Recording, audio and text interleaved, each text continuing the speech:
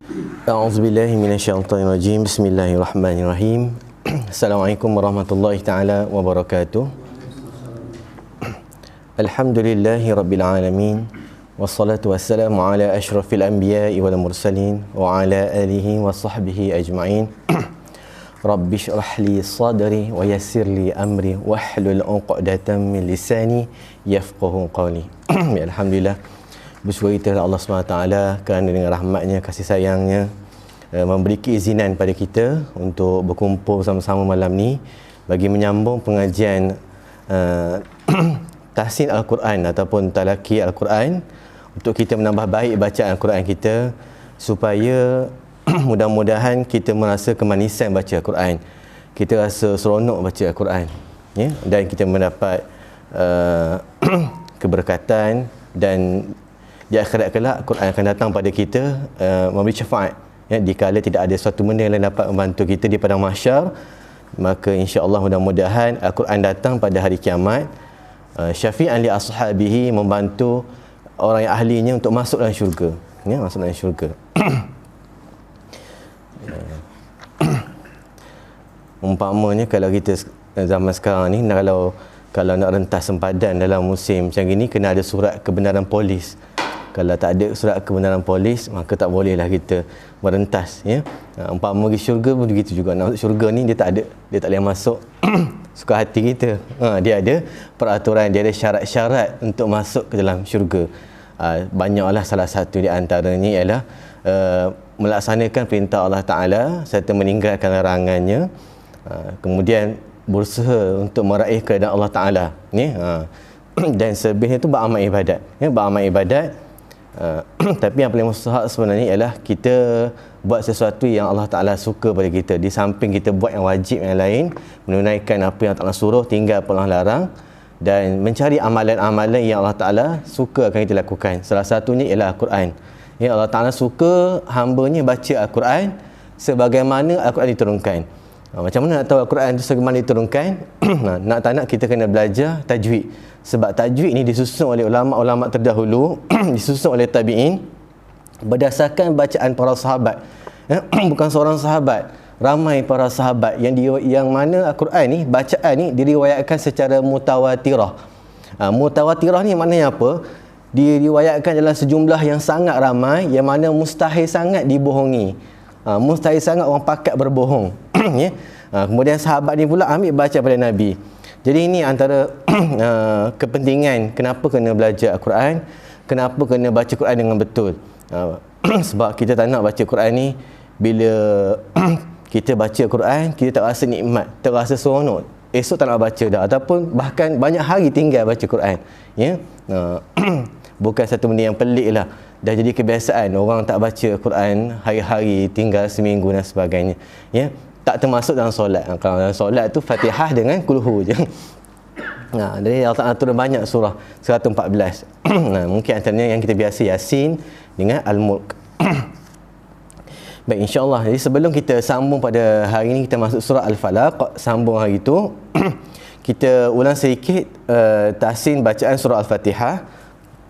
Saya baca satu ayat dan tuan-tuan ikut satu ayat demi satu ayat. Kita mulakan dengan surah Al-Fatihah. A'udzu billahi minasy syaithanir rajim. A'udzu billahi minasy syaithanir rajim. Bismillahirrahmanirrahim.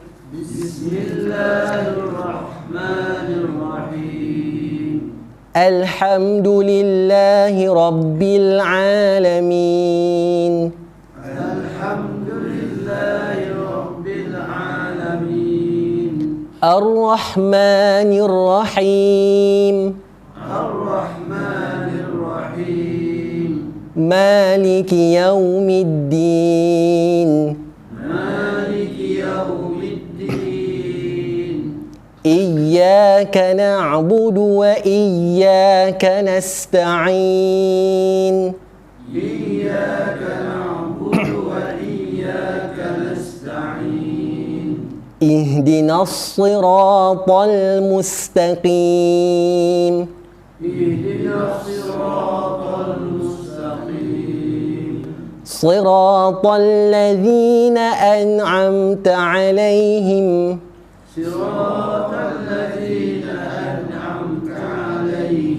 ghairil maghdubi 'alaihim waladdallin.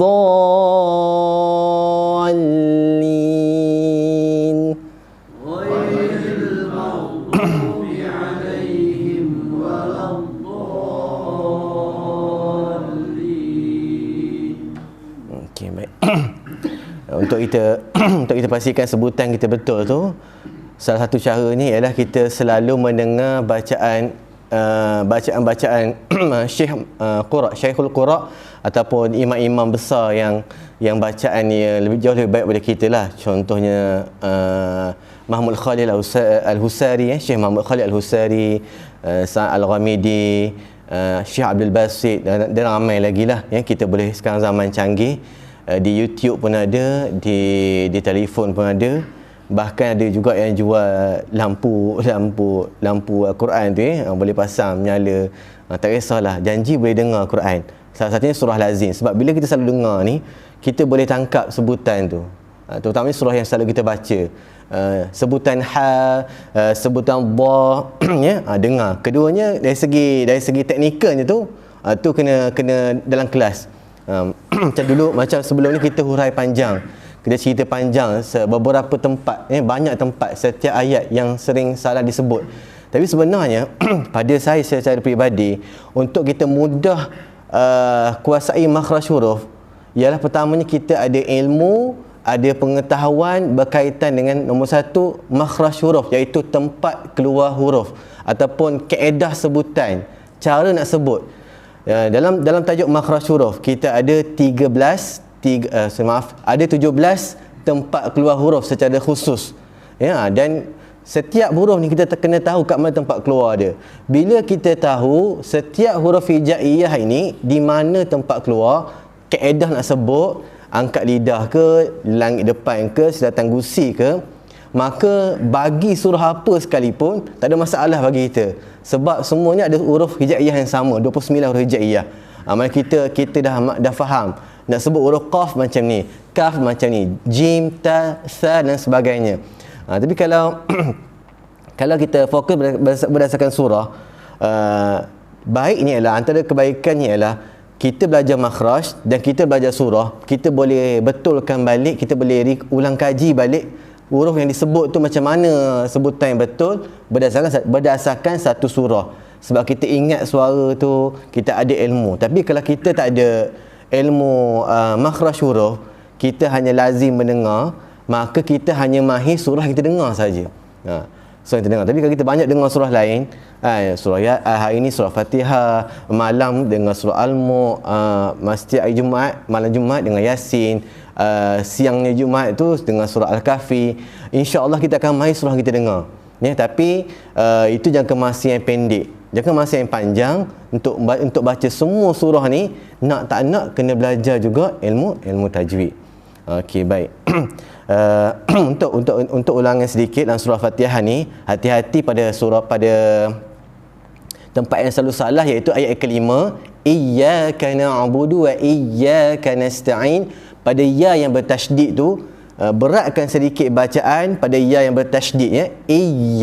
Iya, dia macam ada bonggol sikit. Iya, maksud bonggol ni macam diberatkan sikit. Kita bonggol ke atas, kita tekan ke langit tu lebih sikit. Beratkan sedikit. Iya, cuma jangan berlebihan. Sebab istilah di sini disebut an-nabru, ataupun tasydid ni diberatkan sedikit. Sebab dalam baca Quran ni, ya, kita Dr. Ayman Suaid dan beberapa dan ramai lagi ulama Quran yang lain, jangan berlebihan sangat. Jangan berlebihan sangat dari segi hukum tu. Kalau dia sebut sikit-sikit, kalau dia sebut kuat-kuat, maknanya kena betul-betul memahami istilah tu. Kemudian nasta'in, huruf sin, kadang-kadang orang tak ingat ejaan. Sini nasta'in, jangan macam nasta'in. Kadang dia tebal. Nasta'in. Salah di situ ialah sin tu dia macam sad, nasta. Sepatutnya dinipiskan sebab sifatnya istifal nas. Macam sin, nasta.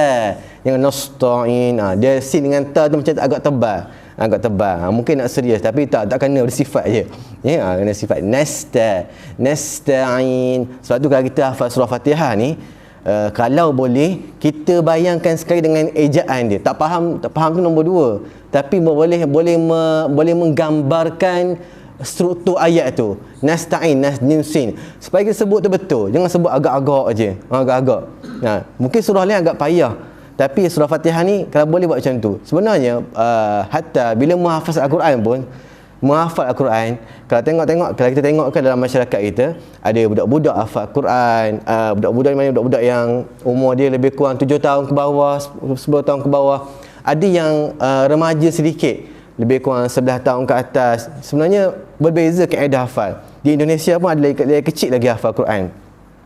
Ada yang budak-budak ni sebenarnya yang menghafal Al-Quran berdasarkan sebutan, dia mengingati. Dia tak boleh bayangkan huruf, dia tak kenal huruf, tapi dia mengingat sebutan ayat tersebut. Macam kita dengar lagu, dengar lagu. Ada orang tak tahu orang putih pun, tapi semua dengar lagu orang putih, dia boleh nyanyi lagu orang putih. Suruh tulis tak pandai dah. Budak-budak pun sama, budak-budak nyanyi lagu Baby Shark Dudu, kan? Nyanyi pandai Baby Shark Dudu tu, dengar hari-hari, tapi suruh tulis Baby Shark Dudu tak boleh tulis. Sebab tak belajar sekolah lagi, tak usah tadika lagi. Tapi kalau nyanyi pandai. Itu dah kita nak latih budak-budak ni dengar benda lain daripada dia menghafal tak faedah tu. Dia dengar Quran, dia boleh hafal Quran walaupun makhraj tak betul, tapi dia boleh mendengar. Supaya juga dengan kita ni tak boleh duduk pasal macam tu. Tak boleh duduk pasal macam tu. Kita dah besar kita boleh belajar, maka dia tinggi sikit kita kena mengingati struktur ayat tu. Mengingati struktur ayat tu, ejaan dia macam mana. Tu memang agak mencabar sikitlah. Sebab tu ada yang boleh hafaz Al-Quran, kita tebuk dia ayat mana-mana pun dia boleh tahu. Reverse ke belakang pun dia boleh tahu. Sebab tu sebab dia mengingati struktur ayat tu. Okey, baik. Kemudian nasta'in ihdinas siratal mustaqim. Mustaqim, jangan baca tebal pada qim tu, mustaqim. Salahnya kenapa? Kerana qaf di sini betul lah huruf tebal. Qaf ialah huruf yang tebal ataupun kita sebut sebagai huruf isti'la yang diangkat pangkal lidah. Tetapi tingkatan ketebalan pada qaf yang huruf isti'la ni yang kita kata tebal, dia bukan tingkatan yang paling tebal. Kenapa? Sebab dia baris bawah.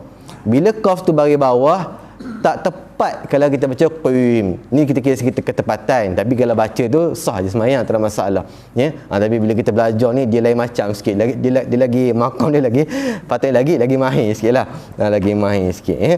Okey, baik. Mustaqim tetap datang, masih lagi kena datang daripada makhraj dalam qi. Cuma jangan qim, jangan tebalkan qim, tak boleh. Tapi dia qim. Datang dari sama, tapi bukaan mulut tu dia lebarkan sikit, bagi dia ketebalan dia kurang sikit. Mustaqim, jangan mustaqim. Itu salah. Tu agak tebal. Dia punya bacaan tu tidak berada pada tingkatan yang betul. Tingkatan yang betul. Tapi kalau boleh buat macam tu lagi comel lah. Tapi kalau biasanya dia tak susah. Cumanya kita kena, mulut kita jangan bagi tebal je. Kalau tebal ni, nak sebut tebal, dia mesti tak boleh lebar. Orang nak sebut tebal, awak ni dia tebal tu, tebal. Jadi kalau dia awak ni dia nipis. Kalau dia melebarkan mulut ni, mustaqim, senang je. Nak nipis lebarkan.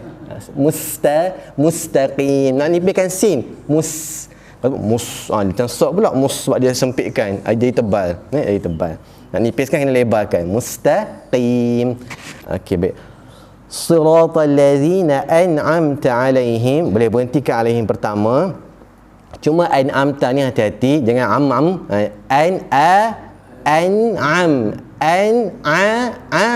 pertama tu hamzah an'am,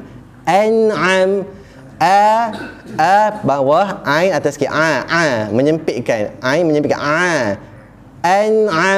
an'amta alaihim ghairil maghrib dihalkum, ya. Bot angkat daun lidah ke langit,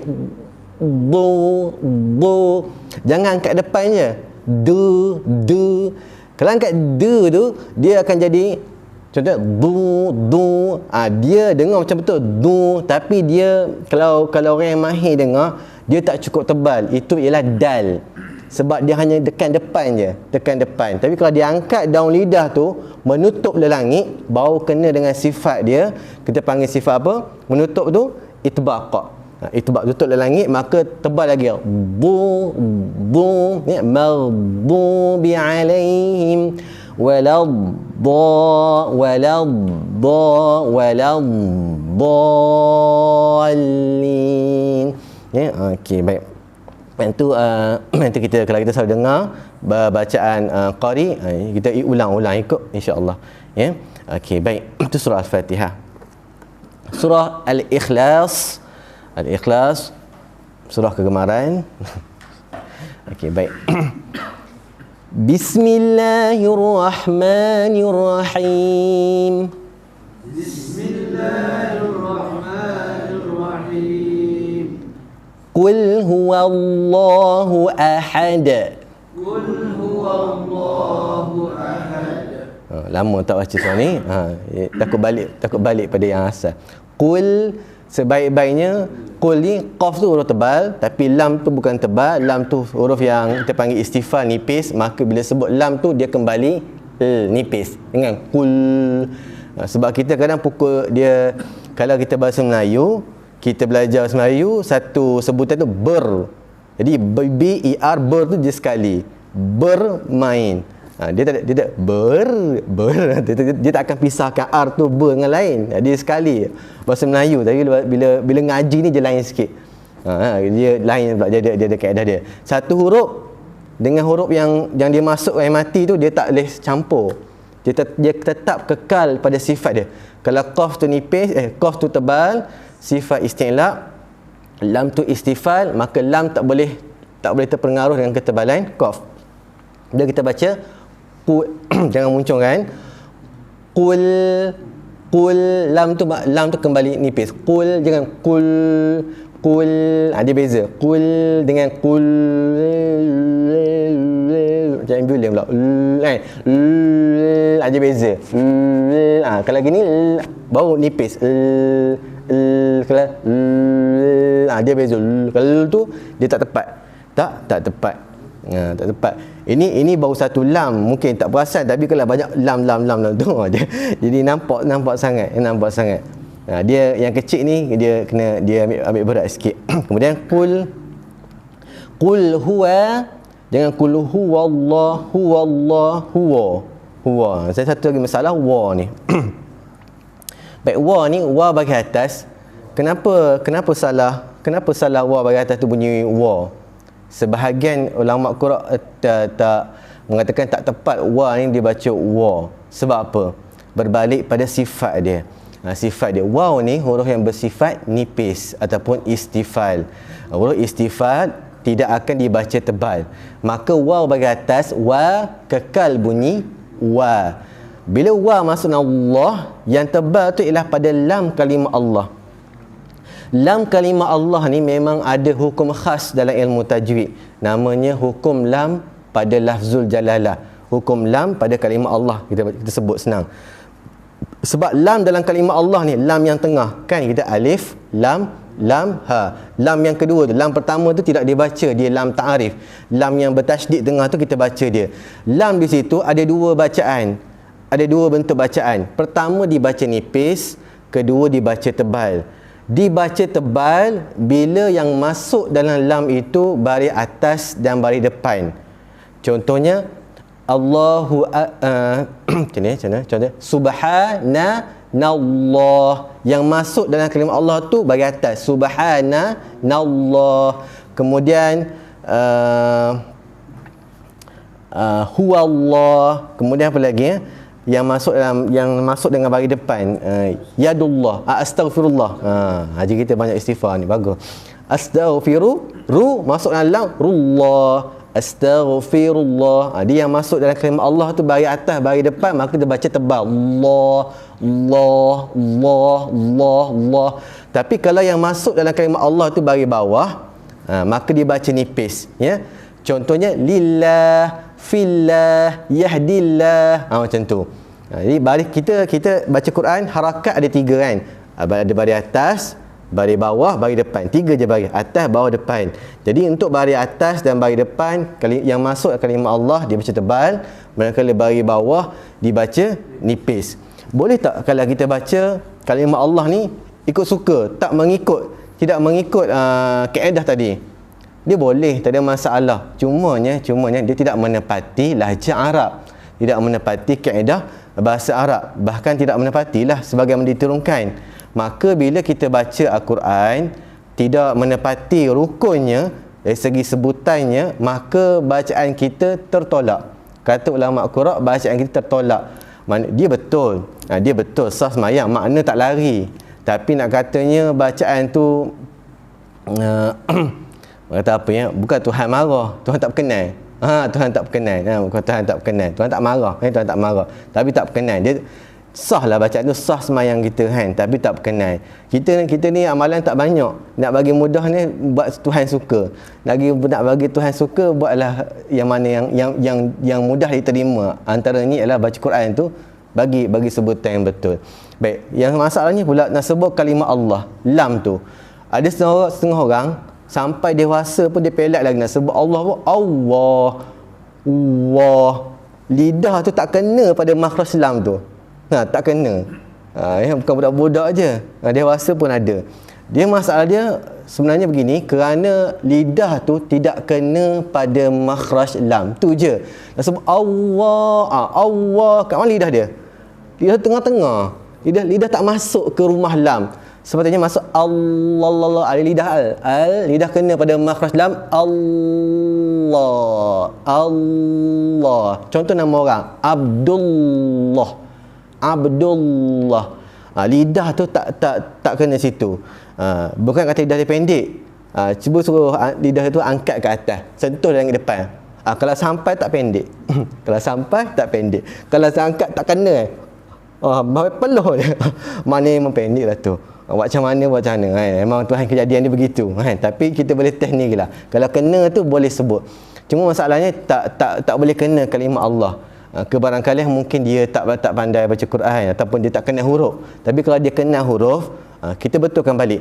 Dalam kalimah Allah ada alif, lam, ha. Lam tu makhraj lam lelangit hujung lidah.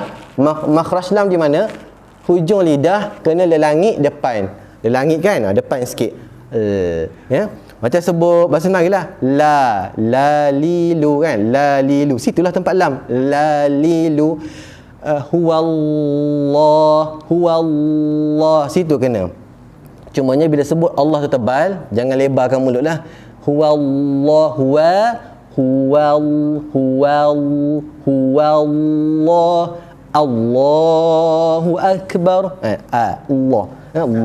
Kalau di luar daripada kita mengaji, dia sebut macam dulu dia orang nak tidur anak kan, dia meratik tu. Ada sedua tu la ilaha illallah. La ilaha illallah. Mana lagi ke? Okay. Makna tak lari. Sebab dia mengimalah kat situ. Dia kata apa ni? Istilah ni panggil imalah, tapi imalah tu tak tepat, dia berlaku pada baris bawah. Cumanya makna tak lari, jangan bimbang kan. Tak berdosa kan, sebab dia masih lagi dekat-dekat dengan Cuma lahjah bukan lahjah Arab, itu lahjah Melayu. Awak ni kan, la ilaha illallah, dah biasa, kebiasaan orang Melayu begitu. Tak ada masalah sebab dia bukan Al-Quran, dia dianggap zikir. Cumanya walaupun kemudahannya begitu, alangkah cantiknya kalau dibetulkan sebutan tu, malaikat pun datang nak dengar. Seronok orang dia baca. Seronok. Tak nampak seronok. Kan? Ini malaikat lagi ya. Allah, apa ni? lain macam dengar. Ya, lain macam. Syaitan pun gaul kepala. Tak apalah. Syaitan tak kacau sebab dia dengar tu rasa pelik kan. Dia tak kacau, tapi dia tahu, dia faham mana tu. Tak kacau. Tapi tengok bergantung juga. Ada syaitan tu dia pandai tajwid. Contohnya ada arwah guru saya, Dr. Haruddin. Masa saya belajar dia di Darul Shifaq, cerita ada masa dia pergi merawat dia hospital. ada seorang lelaki ni dia muayyan, dia hysteria lah, dirasuk kan. Di hospital swasta lah, masuk dalam bilik dia merawat kan. Ada jadi dia suruhlah pembantu dia merawat dia. Merawat, pergilah baca ayat kursi dekat pesakit ni, orang sakit ni. Jadi boleh menjawab pula tu, apa baca ayat kursi ni salah ni kan. Salah kat sini, macam ni baca dia. Dia ajar balik je. Dia ajar balik orang tu baca ayat kursi kan. Pandai pula dia mengajar ni. Jadi maknanya kena betul sebutan lah, kok macam mana sekalipun kan. Malu kita kalau iblis pun boleh baca dengan baik kan, dengan baik Al-Quran, kita orang biasa tak boleh baca dengan baik kan. Dia pun tak ada faedah kat dia baca Quran pun dia pandai, sebab dia kufur, mulut baca tapi hati tak mau beriman dengan Allah Ta'ala, tak mau taat, jadi sama je dia akan masuk neraka kan. Sebab iman itu penting. Iman ni bukan sekadar mulut, at-taqrir bil lisan, tapi at-tasdiq bil qalbi wal amalu bil jawarih. Kena bukan setakat dengan mulut cakap saya sayang ni, saya sayang Allah Ta'ala, saya cinta Rasul, tapi dalam hati ni kena ada perasaan yang sama, sungguh-sungguh sayang kat Nabi, rindu dekat Nabi. Kemudian perbuatan pula dibuktikan kan. Ada kalau orang munafik, beza iman dengan munafik ni. Orang munafik hati tak ada, amalan dia terbukti, nampak, masya-Allah, semayang belakang Nabi Abdullah bin Ubay kan, semayang Abdullah bin Sahlul Ubay pula sahabat Nabi. Astagfirullahalazim. Abdullah bin Ubay ketua orang munafik yang masyhur disebut dalam Quran dan hadis kisah kan. Dia memang duduk semayang saf pertama kan. Tengok amalan tu memang kita rasa dia ni orang yang beriman kan, yang beriman, sebab dia di perbuatan terbukti tetapi di hati tidak kan. Bahkan dalam terbukti kalau kita tengok sirah, dalam sirah beberapa peristiwa ni memang jelas terpancar sifat kemunafikan Abdullah bin Ubay bin Sahlul ya. Okey, baik. Gitu. Jadi macam ni lah, balik pada surah ni, qul huwallah ya. Tak apa, meratik macam-macam lagi. Macam-macam lah dalam zikir istighfar pun astaghfirullah, nak istighfar tapi sebab astaghfirullah, bukan tau tu, astaghfirullah, betulkan sebutan. Satu zikir yang lazim kita baca, terutamanya istighfar, kena tahu ejaan dia tu supaya sebut tu betul. Jangan dengar lagu, jangan dengar Munif dia menyanyi tapi tak terbayangkan ejaan tu. Kita kena bayangkan sebutan tu, supaya bila kita sebut dengan betul, baru datang menusuk jiwa kita. Astaghfirullah, datang betul ya. Nah, insya-Allah. Okey, baik. Astaghfirullah, rin tu astaghfir. Macam-macam lah ya, sebutan ni. Kalau tengok drama pun macam-macam ya. Drama kat TV bila bab mengaji tak apalah kan. Okey, baik. Sebutan kena betul ya, sebutan betul supaya kita rasa nikmat kan. Kadang-kadang rasa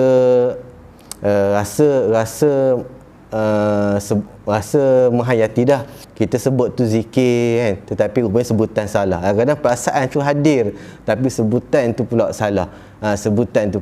Jadi kena ada ilmu. Beramal ni kena ada ilmu supaya amalan kita ni tidak sia-sia kan. Amal tanpa ilmu sia-sia, ilmu tanpa amal tak berguna, kata Imam Asy-Syafi'i ya. Imam Al-Ghazali ya. Okey, baik.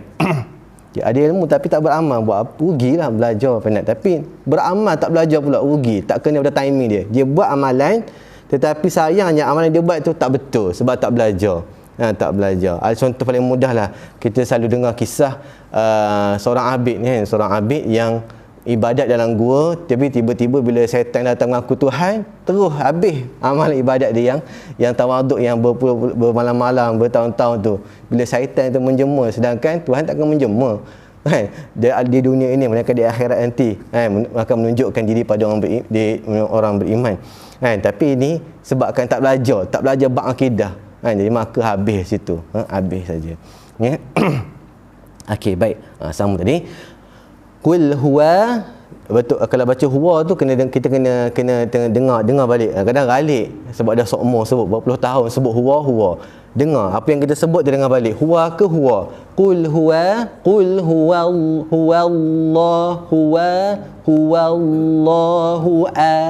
ahad. Ahad dengan ahad. Tu tak tepat sebab dia macam tebal. Dia Qul huwallahu ahad. Ahad. Ha pedaskan sebab ni ha buncit kan. Ha yang buncit tu ha ahad ya. Okey, baik, sekali lagi kita cuba baca. Qul huwallahu ahad. Allahus samad. Lam yalid wa lam yulad. Wa lam yakul lahu kufuwan ahad.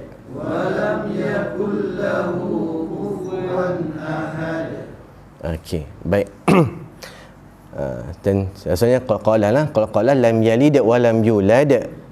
Sebaik-baiknya jangan berhenti lama sangat seolah-olah macam waqaf.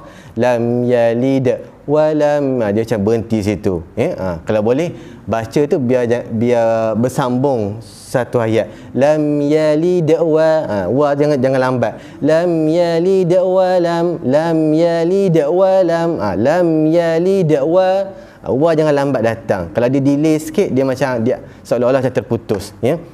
Okey, baik. Tapi kalau berhenti situ, maknanya tak salah sebab yang tidak beranak dan dia tidak beranak, walam yulad dan tidak perlu diwanakkan. Maknanya masih lagi tak lari ya. Maknanya masih lagi tak lari. Okey, baik. Tapi sebaik-baiknya sambung supaya dia ada kesinambungan. Jawapan tu berkesinambungan. Dia tidak beranak dan tak diperanakkan. Dia tally. Tak beranak dan tak diperanakkan. Kalau dia terpisah dua, nampak macam ada gaps tu. Tabu berbunyi dah. Baik ya. Okey, itu surah Al-Ikhlas. Tak sempat nak masuk surah Al-Falaq sebab lama tak berjumpa. InsyaAllah minggu depan mudah-mudahan Tuhan beri kita kesempatan lagi ya. Keadaan Covid pun reda, kita sambung lagi dengan surah Al-Falaq insya-Allah. Wallahu a'lam.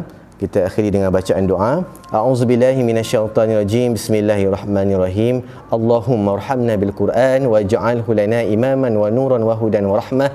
Allahumma dhakkirna minhu ma nusina wa 'allimna minhu ma jahilna warzuqna tilawatahu ana al-laili wa atrafan nahar waj'alhu lana hujjatan ya rabbal alamin walhamdulillahi rabbil alamin. Assalamualaikum warahmatullahi taala wabarakatuh.